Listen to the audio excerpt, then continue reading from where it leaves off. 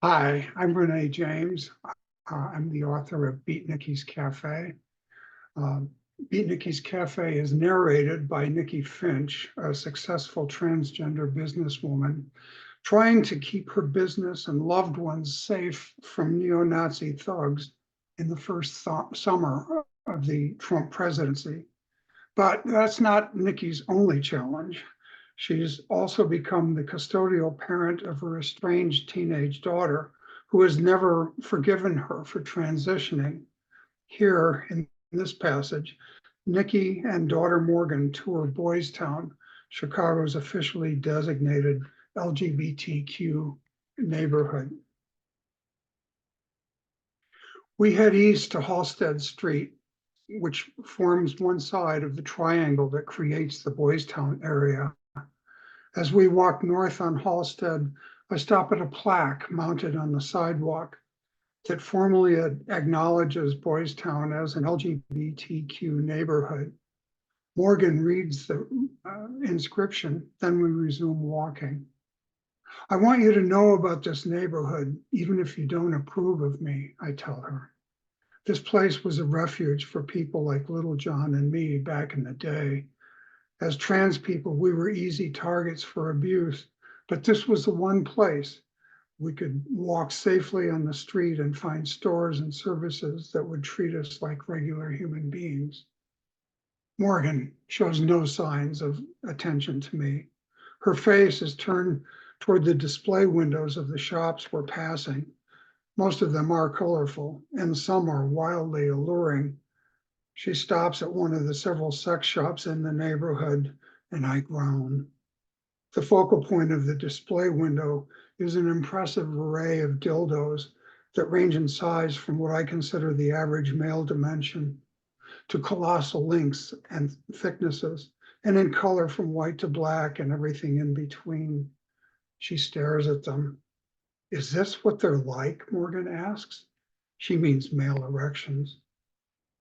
I'd say the ones on the left are pretty representative, I answer. I refuse to be embarrassed by sex talk.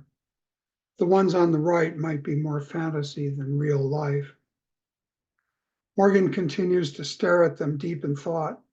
So, size matters. I shrug. I think it's different for different people. The jumbos look like they'd hurt, she says. Then she turns to me with a smug smile and asks, what's the biggest one you've ever had? She's really good at baiting me. That's not a conversation we're ever going to have, I tell her. Well, do you have one of these I can try? As she asks, she looks up at me impishly, being deliberately provocative. I calm myself. Do you enjoy masturbating? I ask her. She blushes. I've finally gotten through her supercilious wall. Like guys, you mean? She asks. Women masturbate too, I say. Some women use tools like these, and some just use their fingers, and some just hold off until they can get the real thing. Morgan stares at the window. Her lips are pursing, and her eyebrows are slightly raised. She's deep in thought. Which are you? She asks finally. I take a deep breath and look at her. I stay silent until she looks at me and we make eye contact. If you really want to have that conversation, we'll have it, but not right now, I say. I want us to get better acquainted first, and I want to make sure I'm not scarring you for life by speaking candidly about sex.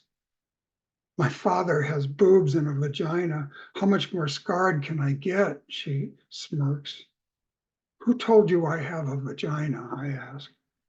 She jerks her head toward me, shocked. You don't? We're in the one place in the universe where you don't make assumptions about someone's gender or their sexuality or their body parts, I say. Instead of judging people you don't really know, maybe you should ask questions and listen to the answers. Thank you very much.